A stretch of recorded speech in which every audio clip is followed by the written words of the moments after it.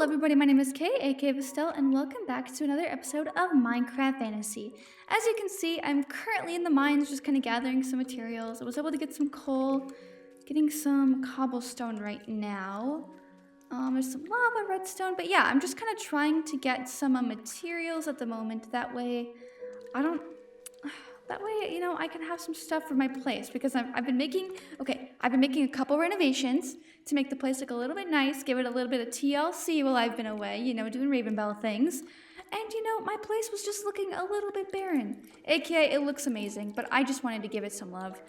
So as you can see, I have Kevin right here with me. And right now we're just kind of chilling mining here. I'll help you with this coal, buddy.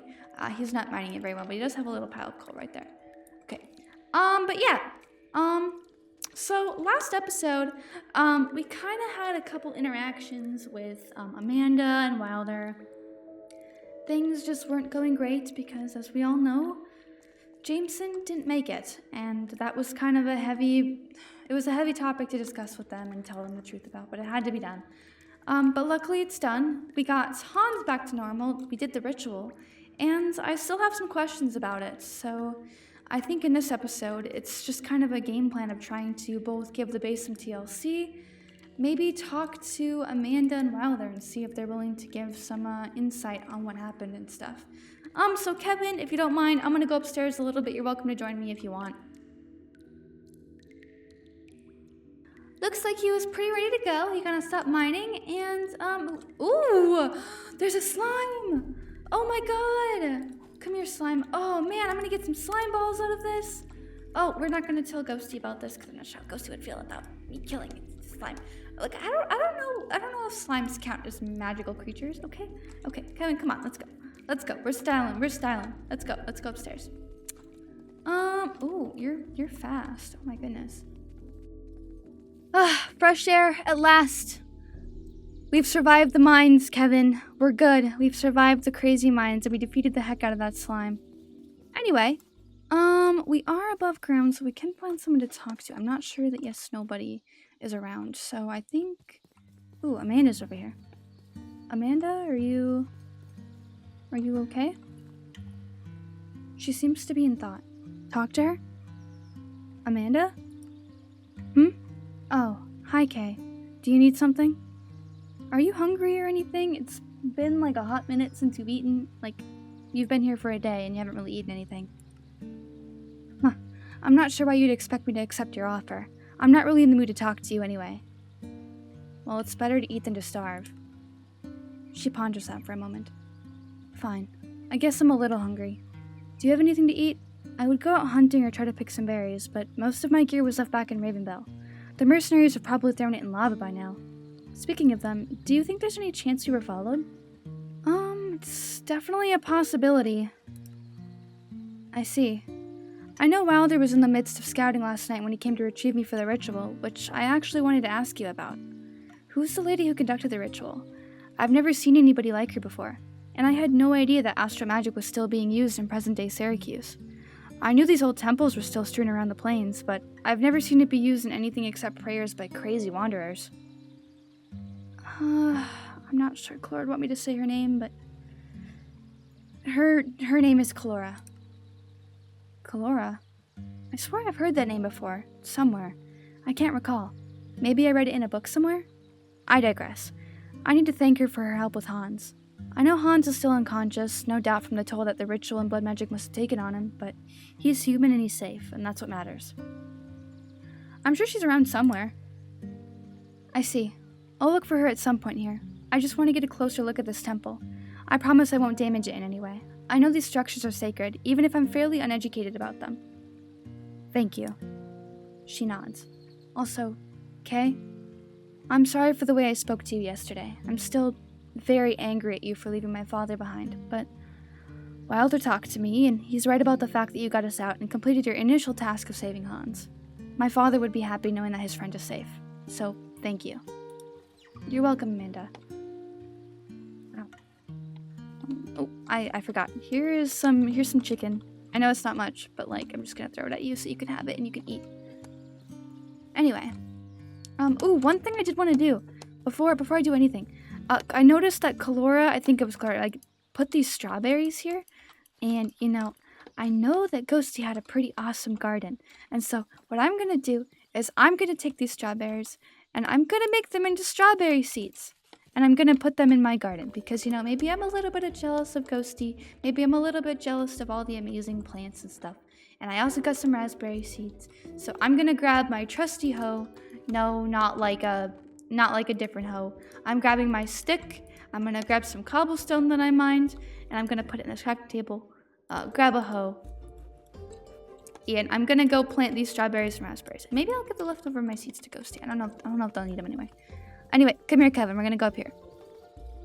Oh, I also kind of added on to my garden because I was getting a little bit annoyed with having my sugarcane just like be in the middle of everything. So I'm going to put some right here. Put my raspberries. I have no idea what to do with these, but I want to do it because they look kind of cool. So I'm doing that. Also, I think this might have been chlorus, so I'm going to actually put some of the rest in. Actually, I'm just gonna throw them in Chlora's backpack. Okay. You didn't see anything, Amanda. Anyway. I think I saw Wilder down here, actually. Come here, Kevin. Get in here. You okay there, bud? There he comes. Okay. Wilder? What's up? I appreciate you making space for Amanda, Hans, and I in your bunker. It's much better compared to sleeping out in the grass. I'm not sure how that lady can do it. I saw her sleeping bag out by that temple. I've gone on travels where I've had to sleep outside, and let me tell you, having spiders found in your clothes upon waking up is not worth it. Which reminds me, I never truly thanked you for your service towards Amanda and I. I know yesterday's conversation was dense, and there are still some heavy feelings about the whole situation, but regardless, you've been very hospitable towards us. It's no problem, Wilder. It really isn't. I did want to talk to you about some concerning matters, however. First and foremost, I'm very curious about your living situation. You're situated right next to an astral temple, and while I'm aware that many of them lay around these lands, I haven't seen one active ever. There are stories of them lighting up in the night when the full moon is at its peak, but I always thought those were children's tales. That magic last night, that was astral sorcery. It was. I'm surprised you're not more alarmed by that knowledge. If Flavius knew about you being connected with the astral temple, or you knowing that the strange woman could use it in any way, you'd be undoubtedly executed. Why? Well, for starters, astral sorcery is a very ancient magic. It's something that was believed to have disappeared when Nightstar's old king was murdered. A lot of it is told through fairy tales or bedtime stories. Many educated people of Syracuse know that astral sorcery is a real magic. Other Syracusans believe it's just a myth. So, as expected, there's a lot of questions as well as misinformation surrounding it. Do you know anything else about it? I can try to give you all of my knowledge, but unfortunately, it's pretty limited. If I'm correct, astral sorcery has to do with the ability to use light to your advantage. Celestial light, specifically. The ability is extremely rare, as unlike many other forms of magic, there are no wizards or schools that teach it. Which is odd because the decaying astral temples still stand in Syracuse, confirming that the magic existed at some point, so there must have been people who know how to use it. This is when the legend of the astral tome arose. It was the book that the constellations made depicting how the magic can be used. However, the book is nowhere to be found, and many believe it to be something that never truly existed, which begs the question of how your friend was able to perform that ritual. Well, I'm honestly a little bit unsure as well. She definitely could be an astral sorcerer. It seems like it, but I'm really confused on the magic right now, myself. I see. Well, it's something I definitely ask about. If Flavius or the mercenaries find that your friend has those abilities, she could be hunted down along with you and the rest of us. Anyway, my apologies. That was a lot. My original intention of speaking with you was to inquire about the state of Hans, as well as that mysterious man you brought with us. Do you know of his identity? I'm actually not sure. I know that when me and Yesnobody, that's my friend, when me and my friend Yesnobody went out to scout, for the Apple of Evolution and all this stuff to complete the ritual, we kind of saw him unconscious by a wizard tower, and there was mercenaries around. Near a wizard tower? He's been unconscious all this time? How strange. I wonder what happened to him. It also worries me that we could find that he has ill intentions. I'm not sure who he is or what his origins are, but Syracuse isn't a place for sunshine and rainbows. You have to be very careful when considering someone an ally. Are you sure keeping him here is a good idea? Well, it's either that or throw him out, and we're kind of the best he has right now. I suppose you're right, but just make sure you're thinking these things through, yeah? Anyway, I also had a particular suggestion. You have a good area to build a dock or something. You don't seem to own any horses, so your only ways of getting places is either to walk or to use your waystone, which doesn't seem to have many locations attached to it, simply your home in Ravenbell. A dock might be useful. You could make a boat or something and travel to places faster. That's actually a good idea I didn't really think about yet. He nods and gives you a slight smile and then looks at Kevin. That creature you have is quite interesting. He seems to be attached to you. He's barely left your side since we arrived. But I'll let you be on your way. Let me know if there's anything I can do to help while you contact your friend about other shelter arrangements. I will. Speaking of which, Wilder actually brings up something I was going to talk to you guys about. So I crafted these two things to put in these two rooms I kind of crafted. You guys already kind of knew about this one, which was the room I originally kept Hans in, but right now I'm keeping both the unconscious man and unconscious Hans in here because there's really kind of no telling what either of them have in store for us. Because, we have no idea who this guy is, and this is our first time seeing Hans as a person. But he seems to be okay. He has like a little puncture wound in his chest. But I think he seems to be okay for now. He's breathing. But we also have this room that I made for Amanda and Wilder for now. I put the rest of this cake that I got from Ghosty in here. So I'm just putting it in here. I originally wasn't going to have them together, but I was like, I don't really have much room for a bunch of people, and right now we're kind of housing quite a few people. And I really wanted to make a place for Kalora as well, but I didn't really get the chance to do that yet, so. Anyway, come on, Kevin, let's go. Let's go upstairs. Oh, it's getting night, actually. I'm gonna go sleep, I think. Nah. Actually, we're outside. We might as well, that's a shooting star. Ooh. We might as well, just kind of enjoy the night for what it's worth. Okay, let's see. I want to look and see if I can find Kalora. Oh, it's one of those jelly things. I forgot to ask Ghosty about that. It's called a lantern? A lantern? Ugh. It's creeping me out. Let's see. Oh, I need to pick this up. This will be a thing I talk about in a second. I need to look for Kalora. Kalora's not in the woods. Not that I can see, at least. She's not in my house. Oh, but these are sparkling. Ooh. Is she in the barn? I don't see her. I just see the sheep. I should close my door so I don't get, killed by monsters. I have, a silverfish infestation or something. Is she over here? Ooh, she is. Okay. Oh. Ah. That water is a lot deeper than I thought it was. Kalora? What are you doing out here? Ah, I was wondering where Kevin had went. I noticed he's grown quite attached to you since you've been back. What is he exactly? She looks at you for a moment and smiles. He's a mushroom, of course. Add a little bit of aquamarine essence and you have yourself a fungi friend. You created him? I did. She smiles fondly at him. He's quite the little helper, I realized. I've created plenty of his kind, but it's been many years. I didn't realize how much a little company goes a long way. That's amazing, actually. She smiles. Has Hans awoken yet? I'd be surprised if he wasn't still asleep. Undoing the binds of a zombification spell can take a lot out of the victim. Restoring life isn't an easy thing to do. Kalora, are you an astral sorcerer? I am. I thought that would have been clear by now. What kind of power do you have? Sorcerers have all types of abilities, ranging from simple wizardry spells and battle aids to more ritualistic stuff like what was conducted on Hans. Astral sorcerers specifically have the ability to bend celestial light at will and channel it to create various outcomes. For example, I used the light from Alkara's constellation to summon the Totem of Undying for you. Another example would be using the light of Ivitas, a bright constellation, to reverse the effects of the blood magic spell and restore Hans's life. Have you tried looking at the astral tome? No, I know it's important to you, so I haven't. She raises an eyebrow. You haven't looked at it at all? I'll be honest, with how curious you are, I thought for sure you would have inspected it closer. A conversation is definitely to be had in regards to its contents, but for right now, I think there's a more pressing matter at hand. I have reason to believe that there will be a war between the villages of Ravenbell and Nightstar. I'm afraid there are storm clouds gathering, Kay. Flavius's decree has done nothing but spark tensions between the villages of Syracuse, namely between Ravenbell and Nightstar, who have entirely opposing views from one another. If these tensions aren't resolved fast, the outcome isn't going to be pretty. When you were in Ravenbell, Was there any information you gathered on what Flavius's true motives were? Flavius asked about you. Like, there was like a scroll that he had when he was talking to me and stuff like that, and it looked like there was like a depiction of you or like an astral temple on it. I see. She looks pale, muttering to herself.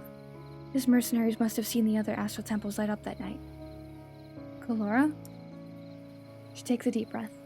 Flavius, I'm afraid he might know that you have made contact with me. Did you get any more information? Well, he mentioned the Twilight Forest. No, it couldn't be, could it? She shakes her head, her words stumbling before looking at you. The prophecy. It's coming true. What prophecy?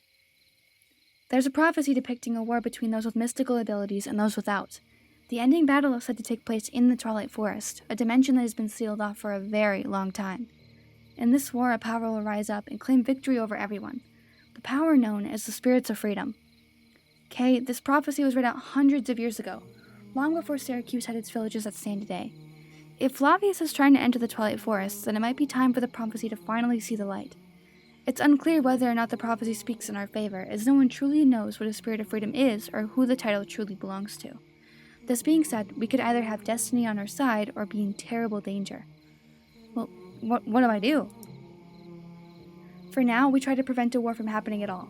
This prophecy has a vague ending, and it's unclear whether or not this rising power will be a threat. The best we can do is focus on information that we do know, which is that Flavius may be trying to enter the Twilight Forest, and there are rising tensions in Syracuse.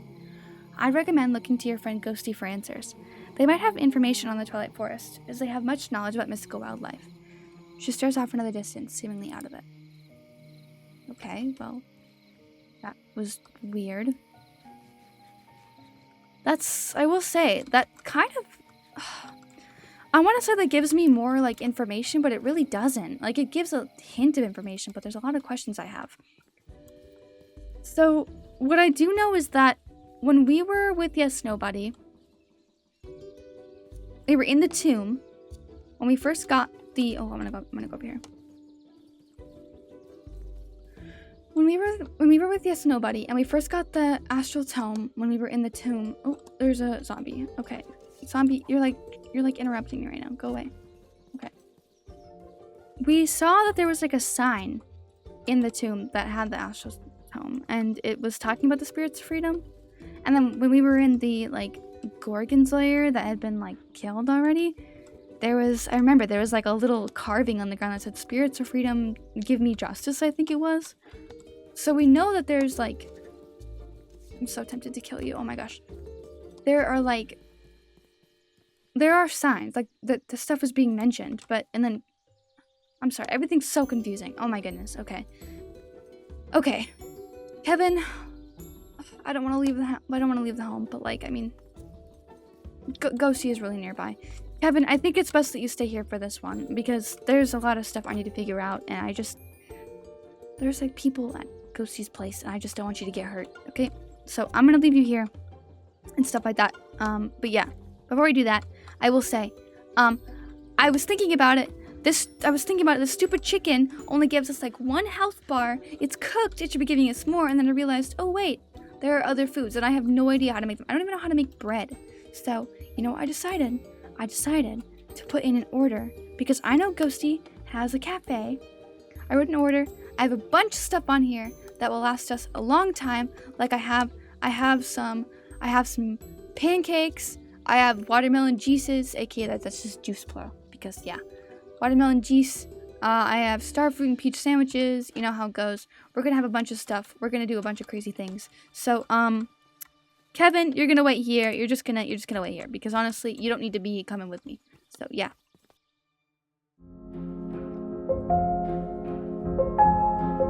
What is walking? Oh, it's a zombie! Oh my god, that scared the crap out of me! Oh my god, hold up. Oh, that was terrifying.